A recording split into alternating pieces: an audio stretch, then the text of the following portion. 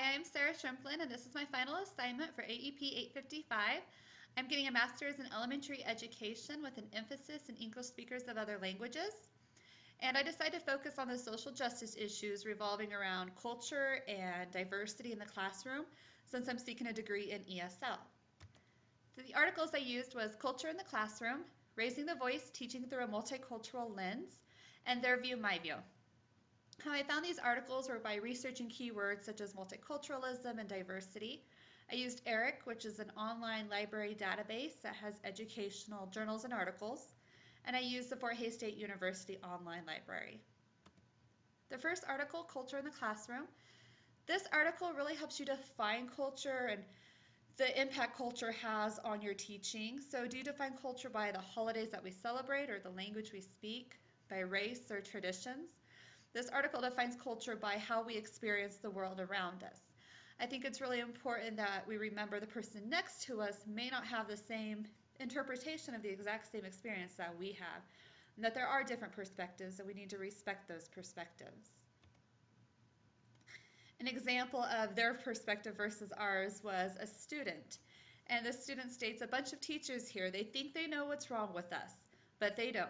If people want to help us, they have to see what we've been through, not from what their own experiences tell them. I think a lot of times we judge people's situations or scenarios based upon our own past and our own experiences. And I know I've been guilty as a teacher saying, well, if only these parents would help them, but we can't say that because culture does matter, and their upbringing is very, very different from what our own personal upbringing it is, and we need to see them for an individual and not assume that they've had the same experiences and background of what we've been brought up upon. And we need to give students those opportunities to share their experiences and to learn more about our students as a person rather than a group of students. This article, Culture in the Classroom, talks about recognizing, understanding, and overcoming stereotypes, and one of the activities it has was it gave you a list of individuals and then it gave you a list of stereotypes and you had to match the individual to the stereotype. So for example, a male Asian student would most likely excel in math. That's one of the stereotypes that go along with the Asian culture. This activity shows you how easy it is to recognize those stereotypes and how relevant they are. As a leader, we need to know that these stereotypes do affect the way in which we perceive people and the way in which we interact with people. So by recognizing them, we can then begin to formulate a plan on how not to let those affect our relationships and to overcome these common stereotypes.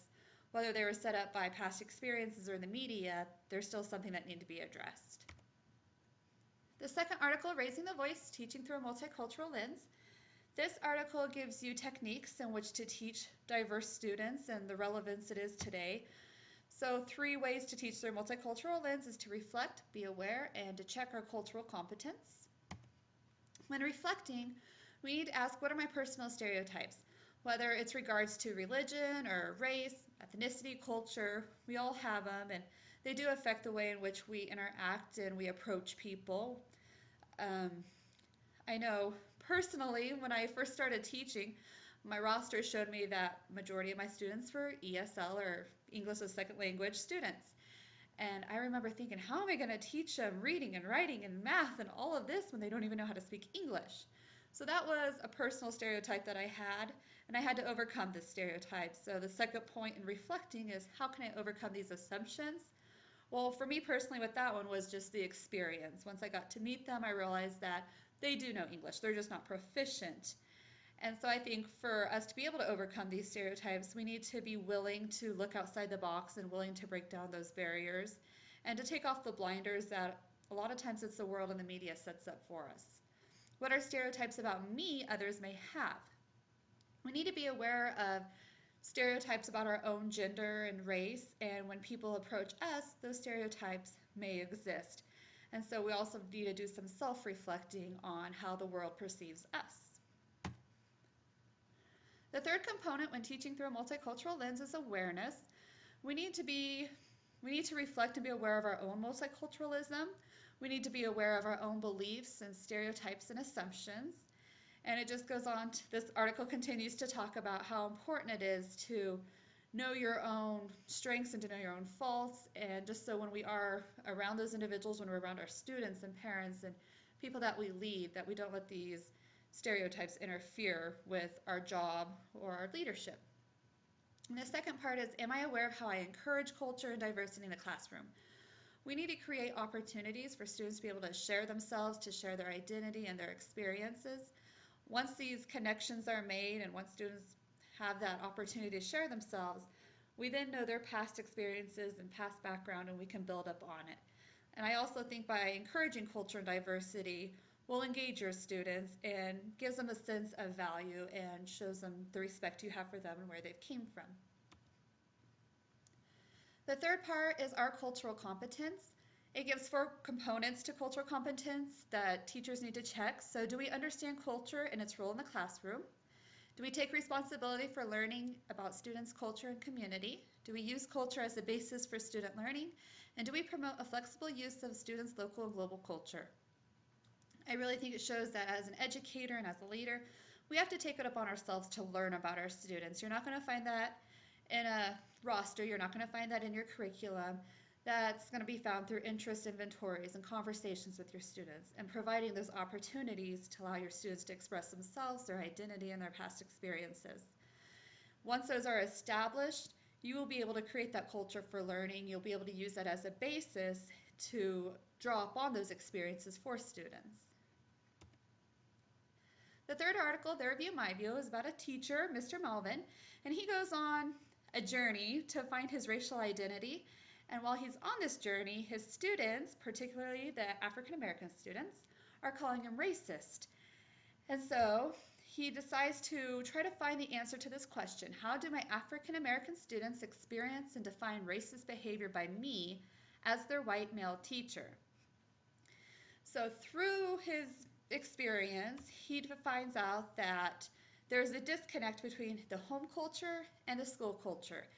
And it goes back to realizing those stereotypes students have of yourself, and also that a lot of times schools carry those middle white class beliefs, since majority of teachers are middle white class.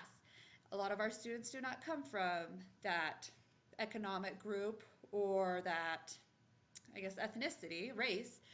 And so we need to find ways to bridge that connection between home and school. The second part Mr. Melvin discovered was there needs to be a genuine application. A lot of times the textbook isn't relevant to our students, the curriculum isn't relevant. So we have to think outside of the box and find ways to engage them and make it applicable and relevant to the students. The third part that Mr. Melvin discovered through interviews with students and through research is, just like any other human being, students want to feel valued and respected. They don't want a teacher up there forcing their power up on them, but they also want to feel that they are valued in the classroom. So through all of this research, I kept thinking about the movie Freedom Writers and how relevant it was to this presentation. So here's a clip. I do apologize, there is some profanity, but I feel it's really powerful to this presentation. Uh-oh. We'll go route B.